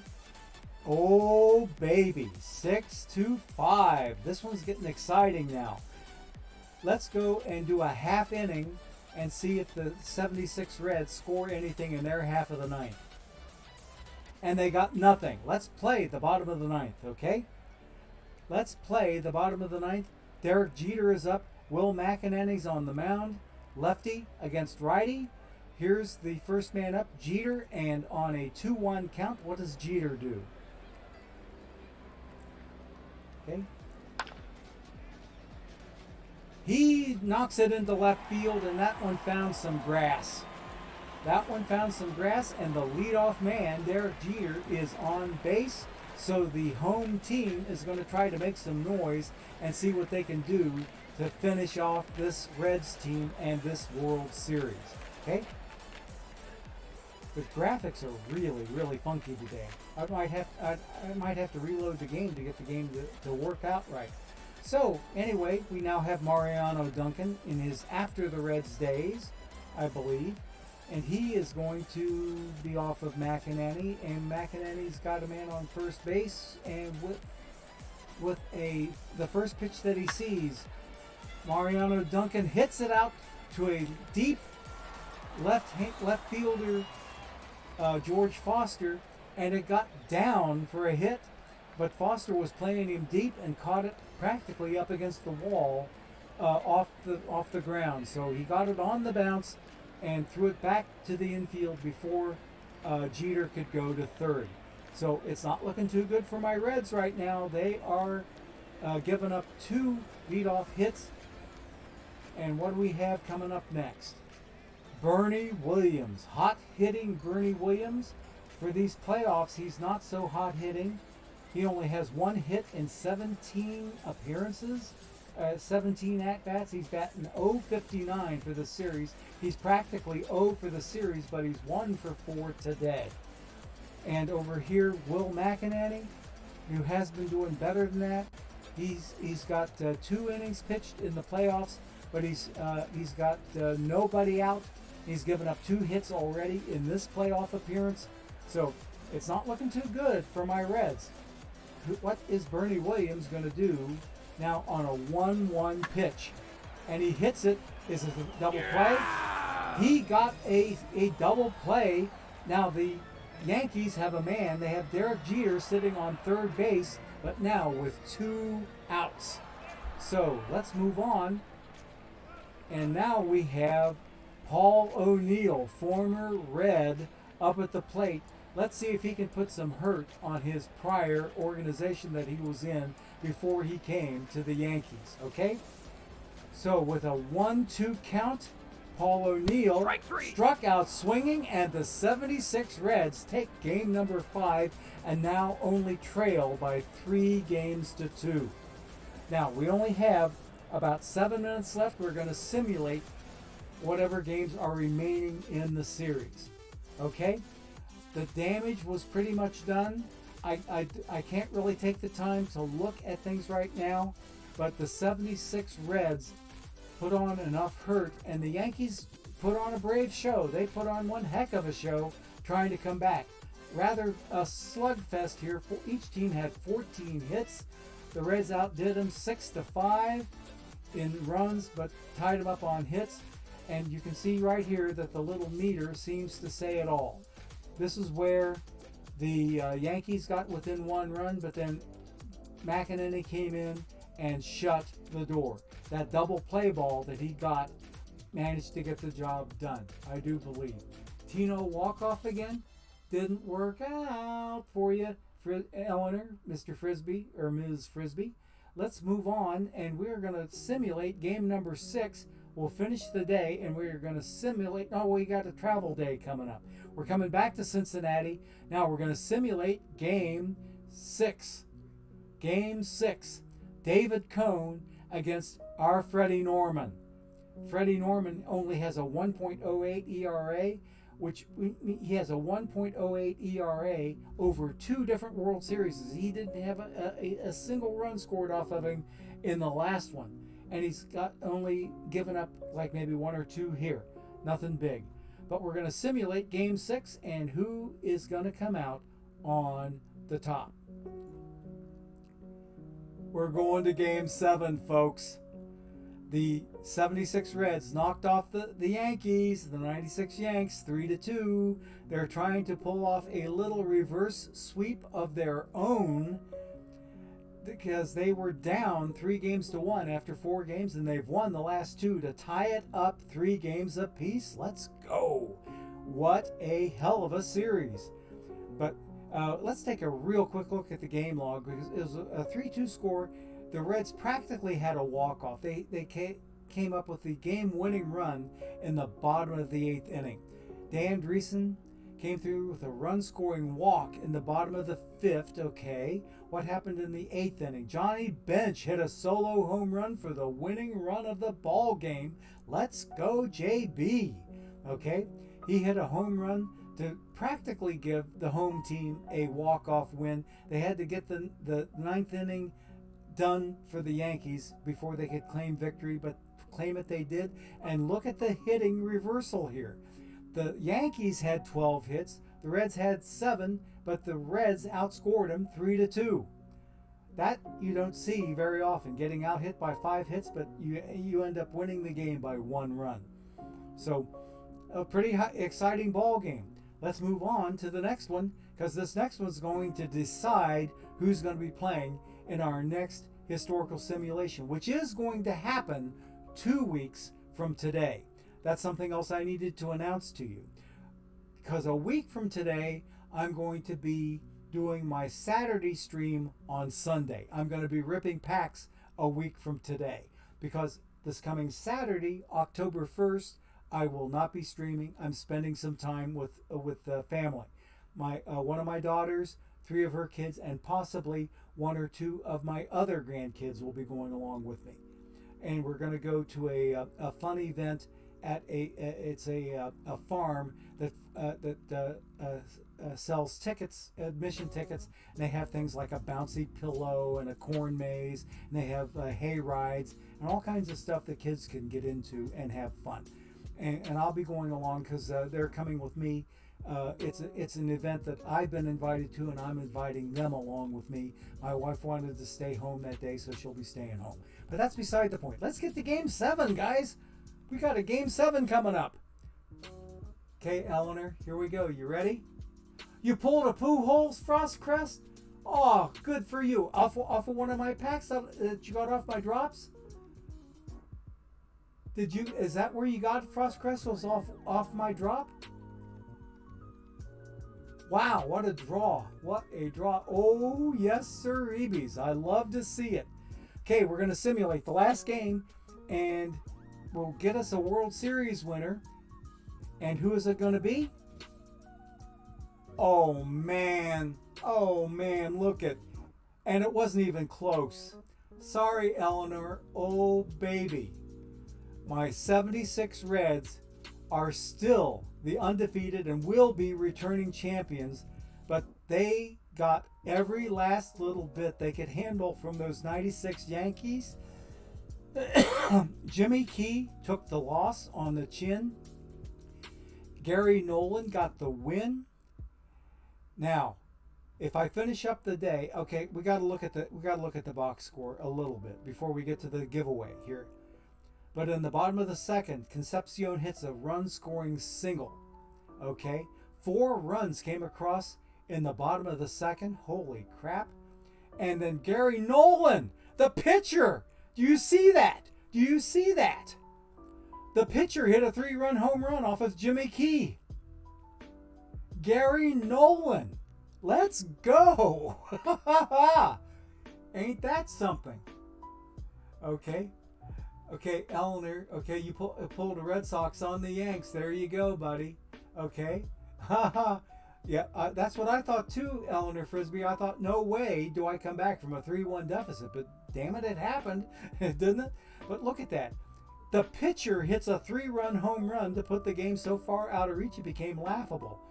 So, David Concepcion hit a single that scored runs, and there were 2 men on base when Gary Nolan got up there and hit a 3-run bomb. Holy crap. Let me look at I got to look at the game log to see how long that home run was in the bottom of the 4th inning. Bottom of the 4th. Here we go. Bottom of the 4th, bottom of the 4th. Oh, wait a minute. No, wait. What was it the bottom of the 4th? Hang on. Was it the bottom of the 4th, bottom of the 3rd? Bottom, bottom, bottom, bottom, bottom, bottom. Okay. Bottom of the third, bottom of the second. There we go. There we go. It was the bottom of the second. I forgot what inning it was. Okay. So, there it was. Gary Nolan hit on a 1-0 count. It went 355 feet to left field. 355 feet bomb to left field over the left fielder's head, and it got out of here for a 3-run bomb to practically win the series all by his lonesome self. So let's go. So sorry about that, Eleanor. You picked a hell of a team for me to match up with. It was a great match. But let's get back here. Let's finish the day. Who's our MVP? Who's our MVP? They're not giving me an MVP. I finished the day. They didn't give me an MVP. Let me see if the game log says anything. Or let me see here at the bottom of the game. Who's my player of the game? Player of the game was Gary Nolan, obviously. But who was the World Series MVP? The artificial intelligence didn't give it to me. There should be an MVP down here, and there isn't one. Oh, whatever. Okay, so that's it for today. We have us a perfect point giveaway I need to do next, so let us get on back to that. Check the news section. Oh, wait a minute. I'm out of it. Check the news section. Is there a news section in the historical simulation? If there is, I'm sorry, I missed it, buddy. I missed it. Oh, you said it was Freddie Norman again? Oh, you went to take a look at it? Okay. Alrighty. Freddie Norman got it again. Okay, the news section was there. Okay. It was a great series, Eleanor Frisbee. And you did a great job picking out a fantastic team for us to play. A very, very worthy opponent. So I got to spam another ace of bronze here. Right, and now let's go and get out of here and get to another screen, and we will get ready to run us a giveaway. Okay, here's how the giveaway works. Here's how the giveaway works. Once I get it started, and you'll see it start in chat. You'll see it start in chat, and then in the upper left of the stream screen, you will see the giveaway start up there. When you see it start in chat and up there in the corner, then you're going to put in exclamation point ticket or exclamation point enter. One or the other, not both. It will kick you out if you use both commands. Okay? You can only use one or the other. And do not put a number after the word, after the command. It's exclamation point ticket and then hit your enter key. Exclamation point enter and then hit your enter key. If you put a number after it, which is what Stream Elements tells you to do, don't do it. Don't put a number after the word. You put in one command or the other, not both. And because if you put a number there, it'll kick you out of the giveaway. If you use both commands, it'll kick you out of the giveaway. Or if you use the same command twice accidentally, it'll kick you out of the giveaway. So, one thing only, and we're ready to get the giveaway started in just a moment. Give me a moment here, and I got to get to the giveaway. Did we have somebody come into the stream with a follow? Let me see here. Let me get to OBS real quick. Oh, follows all over the place. Frostcrest 2, Frostcrest 3, J Veritech 33C. Thank you all three so much for your follows on the channel. You should be going, and there's another one I think just came in. Is that who it is? Oh, no. It's 3 new followers. I just happened to hear an extra ding on the Stream Elements. So yeah, we have 3 new followers. You should take us now up to 710 followers on the channel. So thank you one and all for your follows. We greatly appreciate it. Our number should be sitting on 710. So let me get the giveaway started here. I've got to paste things in here. Let me get to the giveaways. and I've got to paste the previous giveaway in there so that it's got all the verbiage set up, and it'll say perfect point giveaway. The winner will receive 25 perfect points from OOTP. There will be a hype graphic in there, and we are ready to start it. Here we go. Get ready now. Remember, it's going to be exclamation point ticket or exclamation point enter. Don't use both. Use only one, not both, and only do it once. No number after the word either. Here we go. Start them up. We'll let it run for a couple of minutes, and while we're waiting for folks to enter, we have how many people in the channel right now? We have 91 people in the channel. So yeah, so we have what, 5 entries now, going on 6, going on 7. Okay. Yeah, we're picking up entries right and left here. Looking good, looking good. Excellent. Excellent, excellent. So the more that enter, the better the chances are the Cubs fan 23 Steve won't get another one, because he's won 2 of the last 3, guys. We need more entries in here to make sure the Cubs fan 23 Steve gets it, okay? Gets it in the end. I'm only teasing, Steve. I hope you realize I'm only teasing, because you were a lucky duck there to get 2 out of the last 3 giveaways, okay? So let's move on. We have 16 entries so far, and only 20 seconds into the giveaway. We're going to let it run for a couple of minutes. Okay, we're going to let it run for a couple of minutes before we choose a winner. Okay, Tecmo Bot. Okay, is that the team or the manager that has the Tecmo Owls, the Superb Owls? Tecmo Superb Owls in Perfect League? Okay. Okay. Okay, I see. Laertes won. If he doesn't win, it's rigged. Okay. So Cubs fan 23 Steve says that the 25 perfect point wins makes up for his pack luck. Yep. Hey Tecmo, okay, yeah, welcome to the stream, buddy. It's good to see you in there. The Tecmo Superb Owls. If you move a letter, it comes out to the Super Bowls. Okay, instead of the Superb Owls, you're the Super Bowls. Okay, 30 seconds left in the giveaway as of now, and we have 21 entries in there. Yeah, look at, all I had to do was drink that cold water, and the sweat is gone from the back of my hand. That's all I had to do, was take a good swig of water.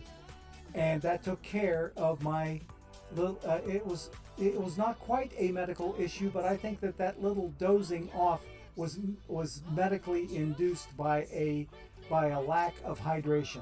So yeah, because I've been really, really good lately. It's been months since I fell asleep with a switch like that. Okay, we are done with the giveaway. We are closing in 5, 4, 3, 2, 1. And we are done. We are ready to draw us a winner. We have 22 entries in the chat. Let's see who our winner is. And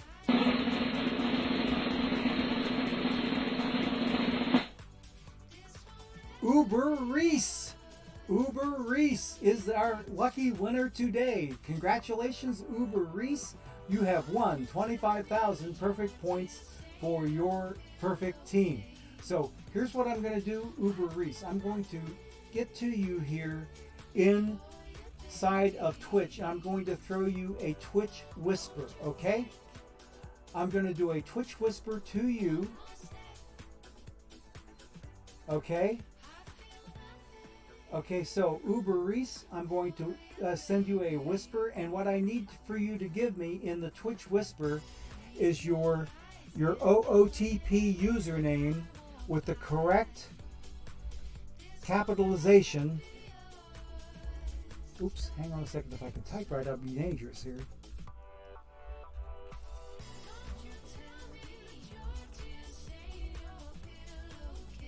So you can give me your perfect team username that you want your 25,000 perfect points to go to, and I will verify it before we're done. So if you don't know where to look for a Twitch whisper, if you see up in the upper right-hand corner of the Twitch screen, you'll see a little circle with my icon inside of it. Then a little cactus to the left of that, which is the Franker face. Let's see, you might not see that cactus if you don't have Franker face. Okay, but you see just to the left of Get Bits, you see that little bubble there? That is where whispers are, okay? So, Uber Reese is your OOTP name also. Thank you, thank you, thank you. And what I will do right now while I'm thinking about it, Uber Reese, I'm going to go into OOTP and I'm going to confirm that before I end the stream today. So bear with me a second. Uber_REES. Because I need to confirm it in OOTP before I let you go. So let me do that real quick.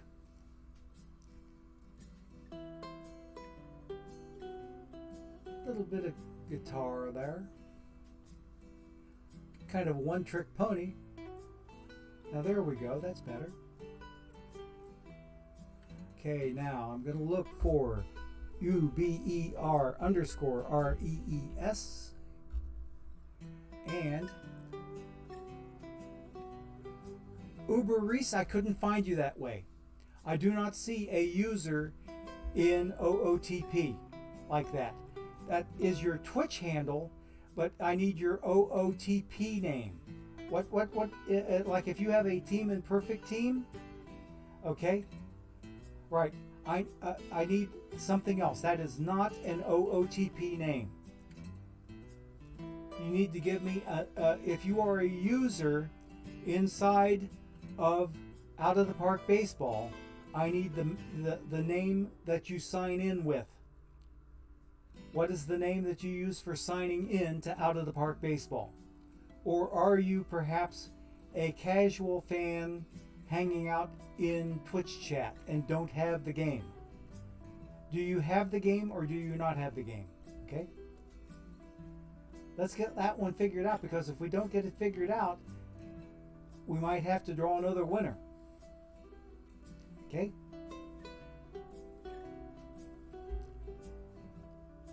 Okay?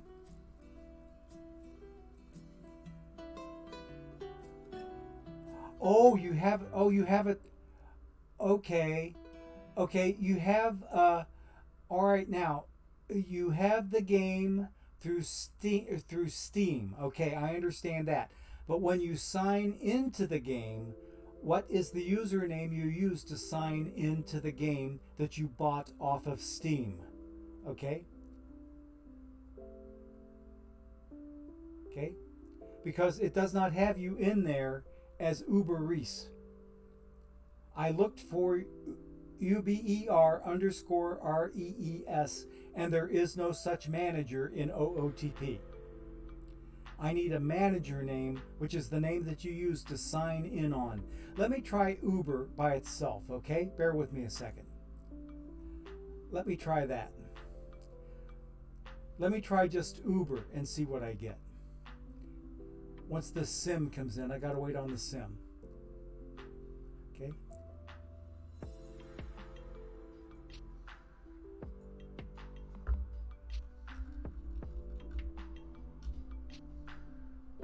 Okay. I can't even find anybody with even with the UBER at the beginning of it. Let me try REES. I can't find anybody that way either. Okay, Waco Blue Cats. Let me try looking for Waco. Hang on a second. That's a good way to do it. Let me go looking at Waco.